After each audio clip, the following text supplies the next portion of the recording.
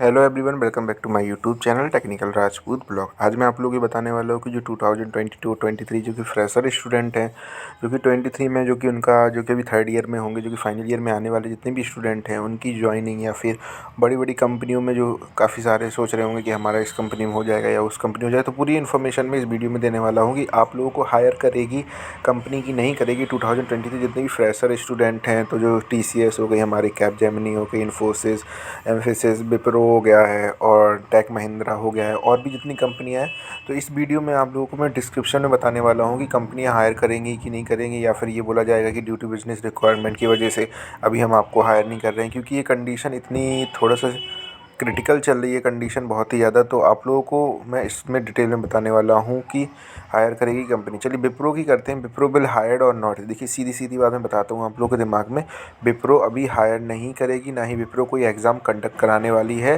जो कि all India level पे एग्ज़ाम होता था, जैसे कि TCS NQT होता है हमारा और IBM के होते हैं एग्ज़ाम। ऐसे विप्रो कोई भी कंडक्ट नहीं कराने वाली है रिसेंटली में, क्योंकि अभी ही पेंडिंग में डले हुए 2021 और 22 बैच के स्टूडेंट की ही अभी तक ऑनबोर्डिंग नहीं हुई है, और ऊपर से उन्होंने जो कि टर्बो और एलाइट बैच के जितने भी स्टूडेंट थे, उन्होंने टर्बो वालों को एलाइट में कन्वर्ट कर दिया गया है, क्योंकि एलाइट की बिजनेस रिक्वायरमेंट बहुत ज़्यादा है।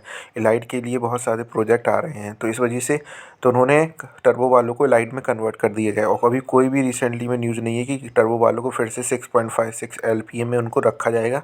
अभी उनको 3.56 LPA का पैकेज थमा दिया गया है, और उनको मेल ID पर उनको रिसेंटली में ज्वाइनिंग और लेटर भेजा गया है। ठीक है, तो ये बात करते हैं पेंडिंग की। ठीक है, तो इससे देख लिया जाए आप लोगों का क्या है। और salary cut and business requirement की नीड देखिए, सैलरी कट तो आप जानते हैं टर्बो से लाइट में उन्होंने कन्वर्ट कर दिया है विप्रो वालों ने, और हमारा बिजनेस रिक्वायरमेंट के अकॉर्डिंग ही वो लोग अपने ऑन बोर्ड कर रहे हैं टर्बो वालों को। ठीक है, तो देखा जाए मेरे हिसाब से जो विप्रो ने देखा जाए लास्ट ईयर पहले 400 कॉलेजेस कैंपस ड्राइव में जाती थी, पर रिसेंटली में 80 to 85 कॉलेजेस में ही विजिट किया है विप्रो ने। तो मेरे हिसाब से तो विप्रो इस बार जो कि फ्रेशर की हायरिंग नहीं करेगी मेरे अकॉर्डिंग देखा जाए।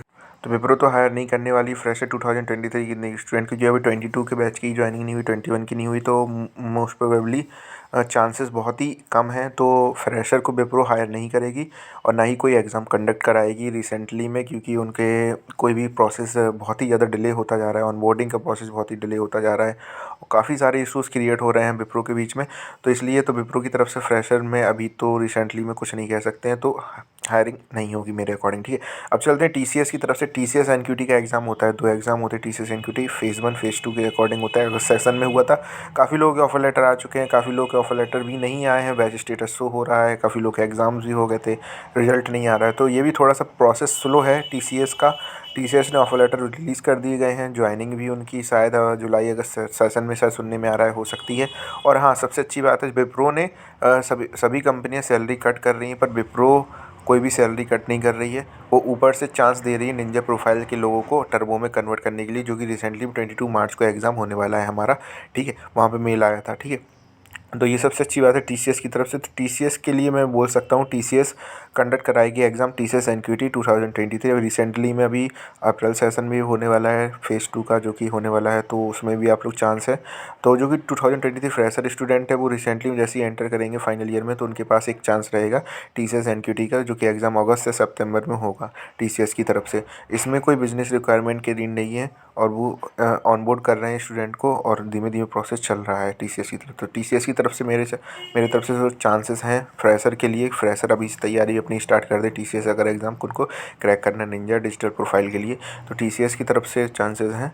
तो आप लोग TCS की प्रिपरेशन स्टार्ट कर दीजिए। और भी कोई प्रोसेस होता है, जो कुछ भी इन्फॉर्मेशन होती है, तो मेरी प्लेलिस्ट में जाके देख सकते हैं। और भी कंपनियां हैं, काफ़ी सारी कंपनियां हायर करेंगी कि नहीं करेंगी। कुछ भी प्रॉब्लम है तो कमेंट सेक्शन में कमेंट कर देना, और मेरी चैनल से ज़रूर सब्सक्राइब यार कर देना यार, इतना तो कर ही सकते हो, आप लोग इतनी डिटेल में इन्फॉर्मेशन दे रहा हूँ। तो चलिए चलते, और भी अदर कंपनियां हैं, अदर कंपनियों की तरफ से क्या चीज़ अभी चल रही है मेरे हिसाब से देखा जाए। अदर कंपनियों में देखा जाए, जैसे कैपजेमिनी हो गई है हमारे हैं, और कैपजेमिनी हो गई, इन्फोसिस हो गई। इन्फोसिस का भी रिसेंटली में ऑनबोर्डिंग डिले होता जा रहा है। पहले फरवरी मार्च का होना था, फिर अप्रैल मई का होगा, फिर अगस्त सितंबर का भी उन्होंने डिले कर दिया ऑनबोर्डिंग, तो 2022 बैच के स्टूडेंटों की। तो मोस्टली इन्फोसिस की तरफ से भी नहीं होगा ऑनबोर्डिंग, ऑनबोर्डिंग क्या एग्ज़ाम भी कोई भी कंडक्ट नहीं होने वाला है इन्फोसिस की तरफ से। एमफेसिस का भी एग्ज़ाम पेंडिंग डला हुआ है रिसेंटली में, वो भी नहीं हो रहा है। बिजनेस रिक्वायरमेंट के अकॉर्डिंग ही वो लोग ऑनबोर्ड कर रहे हैं। ऑनबोर्ड 1 साल से ऊपर हो चुका है। अदर कंपनियां में जैसे कि और भी कंपनियां, लाइक टेक महिंद्रा का भी कुछ इशू चल रहा है कि अगर बिजनेस रिक्वायरमेंट नीड होगी तो वहाँ पर आप लोगों को ही ऑफ़र लेटर एक्सेप्ट होगा आपका, नहीं तो ऑफ़र लेटर कैंसिल हो जाएगा। ठीक है, ये चीज़ आई है दिमाग में। और भी अदर कंपनियां हैं जैसे कि हमारी, और मान देख लीजिए सेम कंडीशन विप्रो और इन्फोसिस में हो रही है, वही कंडीशन और भी कंपनियों में हो रही है, क्योंकि ड्यू टू द रिसेशन की वजह से और लेड ऑफ हुए हैं बड़ी बड़ी कंपनियों ने किए हैं, तो उसी वजह से जो कि काफ़ी लोगों को फायर भी कर दे मून लाइटिंग की वजह से। तो ये जो कि ये चीज़ है ना, तो ये फेस कर रही है कंपनियाँ। तो कंपनियों की ये अदर कंपनियों की तरफ से तो मुझे चांसेस नहीं लग रहे हैं कि फ्रेशर की हायरिंग रिसेंटली में होगी। बहुत ही ज़्यादा डिले होगा, क्योंकि और भी कंपनियाँ एग्ज़ाम नहीं अपनी करा रही, कंडक्ट नहीं करा रही हैं एग्ज़ाम, क्योंकि पुराने ही बैच के इतने सारे स्टूडेंट का अभी तक ऑनबोर्डिंग नहीं हुआ है। तो अदर कंपनियाँ भी यही करेंगे, और उनके भी प्रोजेक्ट बिजनेस रिक्वायरमेंट के नीड में ही प्रोजेक्ट उनके पास आ रहे हैं, तो उसी के अकॉर्डिंग वो लोग ऑनबोर्ड करते जा रहे हैं अपने स्टूडेंटों को, जो भी फ्रेशर कैंडिडेट थे 2021-22 के, जो कि रिसेंटली फ्रेशर होंगे। तो उनके लिए तो चांसेस बहुत ही कम है, क्योंकि रिसेशन पीक पर हो जाएगा हमारा, जुलाई से स्टार्टिंग हो जाएगा, नवंबर तक एंड हो सकता है। ठीक है, thank you guys for watching this video.